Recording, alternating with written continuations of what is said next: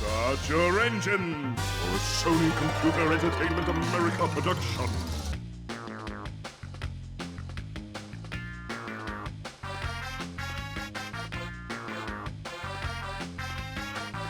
Fasten your seatbelts for another Naughty Dog creation.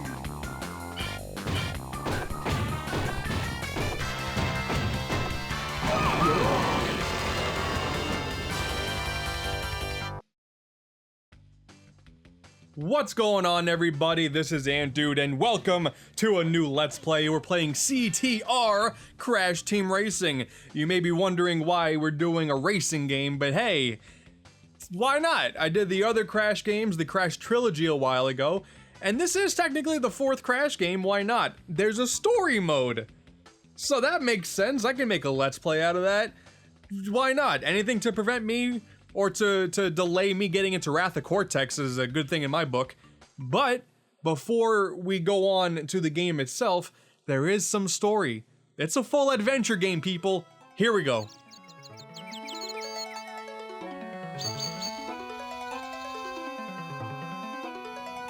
Greetings, creatures of this blood. I come to compete.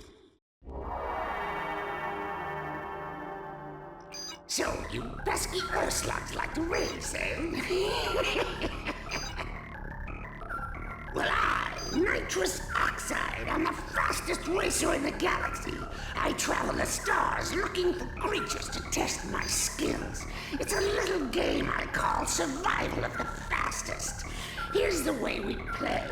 I challenge the best driver of your world to a race for the planet. If your driver wins, I'll leave your miserable little rock alone. But if I win, I'll turn your entire globe into a concrete parking lot and make you my slaves.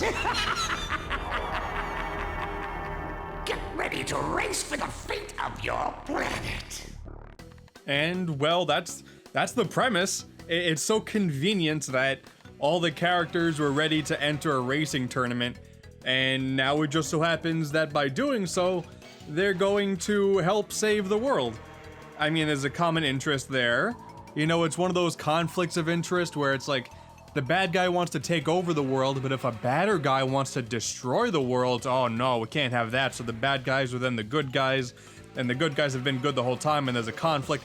You know, it's like that, except with go-karts. For some reason, you know, trying to throw a story mode into a kart racer, it's whatever. But it's a Crash Bandicoot game, so it's bound to be pretty cool. So the first option right off the bat is your selection of character. You have Crash, Cortex, got Tiny Tiger, Coco Bandicoot, and as you can see, they have a little bit of different stats. Better speed, but bad turning, better acceleration, but also bad turning. Same thing here with engine. We got Dingodile, who's good at speed, and then we have the cute little animals Polar and Pura at good at turning.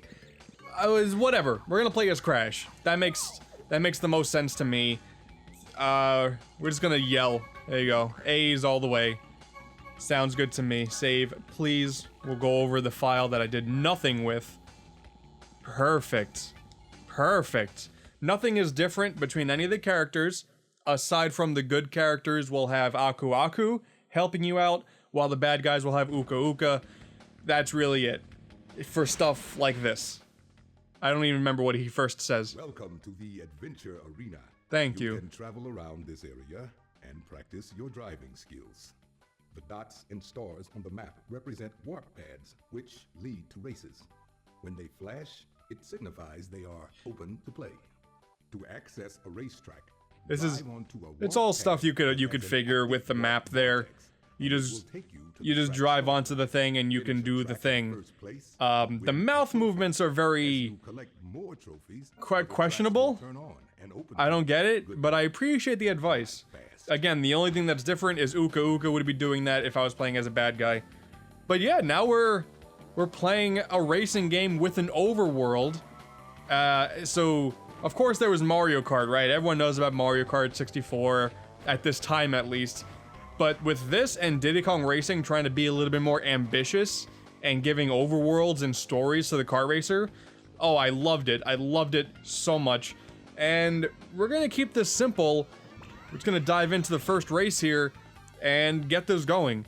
Now, just to let it be clear throughout the rest of this Let's Play, I will make it so you will be experiencing the least amount of repetitive footage as possible, because you do need to replay these things multiple times, on top of the main races here, with the first level being Crash Cove. Have to go through 3 laps of it, but I'll make this as entertaining as I possibly can. So there's a couple things, like, right off the bat that I like to do. L2 changes the camera from up close to, I consider this to be regular kart racing camera. I don't know why it would be so close up, otherwise it seems weird to me. I think you can also change, yeah, you can have a speedometer on there, but, you know, it's all these options that are really unnecessary. Otherwise, though, this is, I mean, it's a kart racer. You kind of know how these games work, especially nowadays when there's been a bunch more since this. The big thing that sticks out with Crash Team Racing is the drifting mechanic, which, yeah, Mario Kart 64 had drifting, but this one encourages consistent drifting with the bar on the bottom lefts. So both R1 and L1 initiate a jump, and you hold it to drift. You press the other button while you're drifting when the bar is in the red to do a boost. And just by doing that, it makes this one of the most fun kart racers of all time. It's a shame that this game is stuck in a time now. It's stuck in this era, so there's no real competitive aspect to it. Cause boy, there really could be. It's really the hopes that after the success of the Insane Trilogy, that they make a new Crash Racing game, which seems inevitable, and it'll probably be called Crash Team Racing. But for now, this game will be stuck in its own era. Because there was Crash Nitro Kart and Crash Tag Team Racing. Nitro Kart was basically like a clone half sequel, and then Tag Team Racing was just absolutely ridiculous. Not a fan at all. But yeah, this era, I still love Diddy Kong Racing a lot, but I would say both those games are better than Mario Kart 64. I would probably say, because Mario Kart 64 really, if you played it recently, it hasn't stood the test of time all that much, especially if you played the more recent Mario Karts. Meanwhile, this still feels great. I love you got these little animations after every first place. So Crash, of course, doing the Crash dance. Pura and Polar. The fact that those are the second and third place on top of every other character just shows how bad everyone else is gonna be. Here we have Aku once again. The more Wumpa fruit you collect, oh yeah, that's right. And then we can, if we wanted to check these out again, we could do that, or we can just skip it. I believe in the menu, does it give him in text? So there's Wumpa fruit. Hey, there you go. It actually gives text to what he says. It's a proper subtitle. So that's nice. And I mean, again, if you don't know what you're doing, it's a good way to know how this game works. But the Wumpa fruit just act as the coins from Mario Kart, or I guess Super Mario Kart. And I'll probably explain that more when we get to this level here, which is Rouge Tubes. I wasn't sure if this was a location, because it's a weird spot on the map to be on a boardwalk, and it's Rouge Tubes, but okay, sure. Yeah, again, it's been a little while. Now, what's neat about this is, as you can expect, Crash Team Racing was in fact developed by Naughty Dog, as you saw at the beginning of this episode, and the benefit of that is a consistent level of quality. So when it comes to a level like this just looks like it was taken right out of Crash 2, which is a bit of, I don't want to say like world building, because that stuff is usually saved for like games with actual plot, but adding a consistency to the world. I've always loved and appreciated that stuff.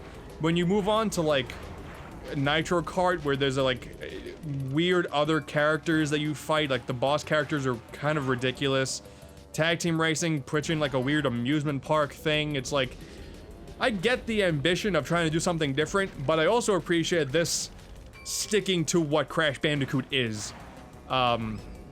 I guess to talk about mechanics a little bit more, they were talking about the Wumper Fruit. If I get up to 10 Wumper Fruit, what makes another reason why Crash Team Racing is awesome, if I can hit this box, I'll get up to 10. Or, you know, or Coco can do it, because screw her. That was bad. Oh, cool. Awesome. Lost Wumper Fruit there, so that's not very nice. If I manage to somehow get up to 10 Wumper Fruit, I don't think it affects speed at all like the coins do in Mario Kart, but now all of the items I get will be super powered. Alright, so that's a shield. I forget... I mean, it blocks from attacks, but I can also shoot it forward as a projectile, which is really cool. But like the TNT barrel or boxes turn into nitro. Like, there you go, there's a nitro. So like the TNT, if you hit one, you just have to jump a bunch and you'll avoid getting hit. Nitro hits it automatically. If you get a speed boost, you get a longer speed boost if you have 10 Wumper Fruit. There's a benefit. It's basically how Diddy Kong Racing did the whole balloon thing, where you collect the same balloon 3 times, you get a more powerful weapon. Same exact idea here. And we're just really just plowing through this. Every level, every zone on the map has, I believe it's 4, and I think it's consistent. I'm pretty sure it's consistent. 4 tracks in each zone, along with the boss race, as well as a sort of collecting area, which is one of the multiplayer maps, and then you just play to collect stuff in a time limit. On top of that, there's also CTR tokens and time relics. So yeah, just Aku. No. Yeah, cool. Got it. Nope. Nope. Got it. No. Know what I'm doing here. So for one, we can't go back into these areas anyway, because the keys you get from bosses. But I don't even remember, did the portal show the other stuff, or is it just the... Okay, yeah, so there's the trophy, the time relic, and the CTR token.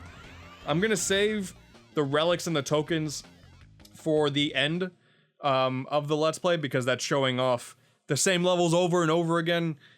I may do a lot of that stuff off camera, because it's a lot of repetition. We'll see how I'm feeling at the time. But yeah, we're gonna knock this out quick, because even though there's an adventure mode here, you can also, you figure it'd be in the best interest of the players for this game not to be all that long. So, it's nice. It gets knocked out in like 2 hours or so. A little bit more of the consistency I was talking about. They got the turtles from Crash 2. And I guess Crash 1, because in Crash 1 you bounced off them. As an actual means of platforming. I don't think that was in Crash 2. Crash 2, they were just enemies. I shouldn't be saying I think. I just played through the Crash games like 3 times in the past 6 months, so I should have a better understanding of this. A lava area, though, you know, that wasn't seen too often in Crash, so there's still a little bit of ambition here. This game is just really good, you guys. One thing I will say, the music is not like super memorable. It fits Crash Bandicoot. It's still very Crash-y. I just don't really remember a lot of it. Maybe that's something that a remaster could do, that revamps the soundtrack in a way that makes almost every song memorable. Maybe. I mean, really, me saying this is gonna date the Let's Play quite a bit if they do end up announcing like a new CTR immediately after this video goes up. Which would be nice, which means I played a factor into it, so that's pretty cool. But now, see, this is what I was sort of talking about before in terms of repetition, in terms of why initially I was worried about doing this Let's Play in the first place. The single player mode is not hard. As long as you basically never let go of the acceleration and have a decent understanding of how to use the drifting, you'll always be vastly ahead of your competition. There was a little bit of a close call, I guess, in Rouge Tubes, but here in, I believe this was Mystery Caves, I'm gonna be fine. I'm about to reach the final lapped person who was like stuck there for a little bit. Like the person in purple was just sort of stuck here for a little bit. That wasn't a good sign. If I can actually lap someone in this Let's Play, that'd be pretty cool. But yeah, I think for the 3-lap races, I'll do my best to ramble on for long enough that it won't be boring to you. But again, we'll see. I was very conflicted with doing this because I really liked this game and I wanted to play through it. But racing games are not typically something that people let's play, especially in a single player like fashion. I'm doing this all solo. Maybe in the future there will be some multiplayer videos. That would be cool because I haven't played Crash Team Racing multiplayer like since the game came out, which is I mean, that's a long time. That's a long time. It's an old game. Don't get sick of these though. I need to check online actually, but I think that female, I'm assuming Bandicoot there, was in artwork for Crash at some point before this, and they just reused her. I think. I don't remember. From what I feel like, she's not an original character for Crash Team Racing. She was just unused until now. Could be wrong. I'm not overly familiar with Crash Bandicoot stuff that's on the cutting room floor, but yeah. Also want to talk about the Overworld stuff here because something about this I just loved. Like this is the save station, and I have a story about the save station that I don't want Aku to tell. I'll save the story for myself. But I think part of it was because when I was a kid, for one, I got this game for Christmas, so that automatically meant I was going to be in love. But I was still getting used to playing games in full 360 degree 3D spaces that it just resonated with me so much because Crash Bandicoot doesn't really have any of that level design. You know, it's all hallway stuff. That's just me fanboying a little bit more. This is Sewer Speedway, I believe the name was. I'm not paying attention as much as I should. That's the blue shell item, by the way. So that's nice that I got that in second place. The rubber banding stuff is definitely nowhere near as strong. You gotta have a little bit more skill, which is one of the reasons why I like this more than Mario Kart 64. With the whole drifting mechanic, it really means that your skill is what brings you to the top. And luckily, it's easy to learn and also easy to master. So it's really just the perfect kart racer, I guess. I would love to know what you guys think, as well as all three of the Crash racing games, because I've only played Tag Team Racing recently, and it's kind of garbage. But Nitro Kart is just more of the same. It's very weird directions, but there's also the whole idea of making kart racers for characters is, woo, that was high. I like that. The whole idea of making kart racers for characters sort of died off a lot harder than the idea of 3D platformers, which is a shame. Because there's a lot of potential in making these cool kart racers, and it's a shame that Mario really is the only one who has the monopoly on it. There was Little Big Planet for a little bit. That didn't really last very long. That covers that one. Let's see if I can spice things up here. Or take a little bit of a different pathway. I'm already so far ahead. I can experiment a little bit. Oh, did I go this way yet? I don't even know. Doesn't really matter much. There's not even much in the way of shortcuts either. So I can see one. I wonder what that is on the map. I think if I was able to actually jump up there, yeah. Always forget about that shortcut. See, the thing is, when no other character really takes the shortcut, so I never feel the need to, like, shorten my time on the track at all. I forgot about that little shortcut where you jump up off the half pipe. I'm pretty sure that's how you do it. And you get to do a little bit of an extra thing. I believe you take advantage of that with the CTR token, which is cool. But, yeah. That covers Sewer Speedway. And that covers all 4 races of the Insanity Beach portion of the map. Each area does have a name to it, which is neat. Also, I think immediately we're going to see a little bit of an interruption from our first boss. Is that correct? After our celebration, that is. I do like that Dingo Dial is here and is not considered a boss character. Gotta save that for the people who are actually threatening. Which he is not. So a little bit of a crash dance. skip on past this, and here we go. Oh yeah, he doesn't, forgot he doesn't talk. I'll show you while driving. Last one across the finish line is a rotten brain, which, yeah, he is that.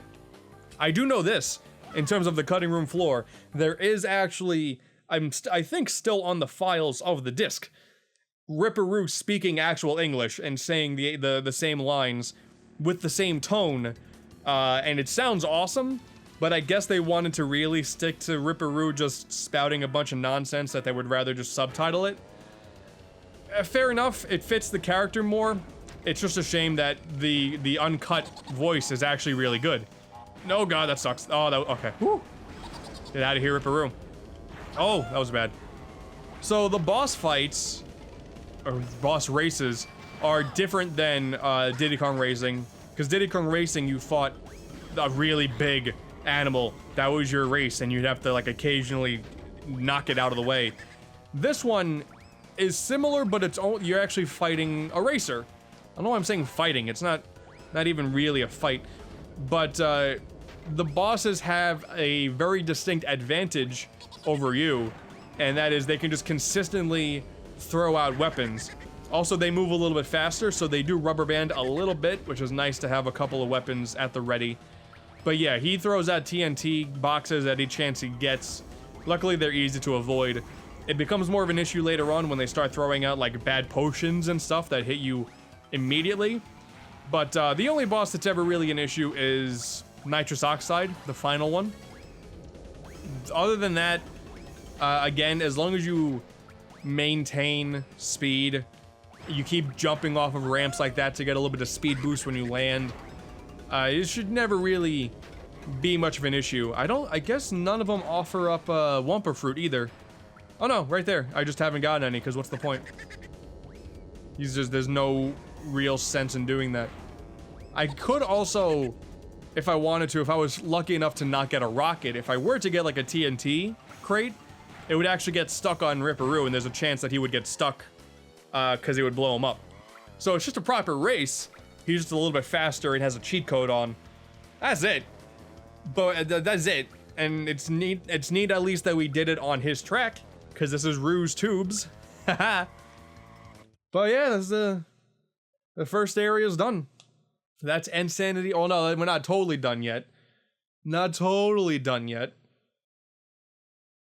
Gotta wait for Ripperoo again. Oh, I forgot. There's Ripperoo, knocked out cold, courtesy of yours truly. It's not looking too good, I'll admit. Oh, he actually is moving. I thought he was like practically dead and like frozen, but no, he's breathing. He's just not too happy about it. What does he say here? You're crazier than me. Have a key. Hey, that rhymed. Good luck. You'll need it. See, I think the consistent laughing is more grating. I think that's a little bit too annoying. Personally, that's why I think the English voice would have been better. Here we have Aku again. What do you want? Congratulations on opening this new area. Thank you. Here you will find 4 more tracks to race. Oh, 4 more tracks. Who would have thunk it? So now they got the key. All of the portals open back up. I can do the time trial or the CTR token challenge, or we can do a little bit of something like that, which we will also save for later. Again, we're not done with Insanity Beach yet, but that is the multiplayer area. Skull Rock. Again, we'll handle all of the extra stuff later on. For now, my main focus is to just get all the trophies out of the way. Now this here, small touch, but I really loved it. So these are going to be 2 of the final things that we do in the game, because we need all of the gems and all of the relics. We can't get the gems until we get all of the CTR tokens. So those are basically the final challenges here. This is, I believe, Gemstone Valley is the name of this location. And the reason why I love this place is because, well, for one, here are where you do the... Oh no, that's where I actually need to go. Though, in there are where you do the gem trophy, or sorry, the gem races, and there's nitrous oxide.